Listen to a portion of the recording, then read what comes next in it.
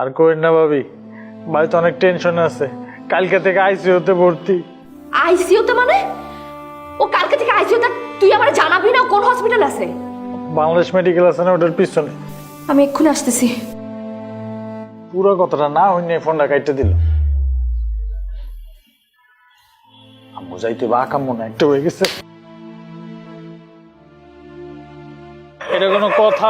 ওই যে ভাবি যাইতেছে। ভাবি ভাবি ভাবি, আপনার লাগে একটু কথা আছে আমার। না, আমার এখন কোনো কথা শোনার টাইম। ভাবি আপনি আমার কথা, আইসিইউতে যাইতে হবে। আরে আপনি আগে আমার কথাটা আমি বুঝেন। কোনো কথা শুনতে চাই না। আমি সারাটা জীবন ওর অবহেলা করছি, আমার জন্য এগুলো হয়েছে।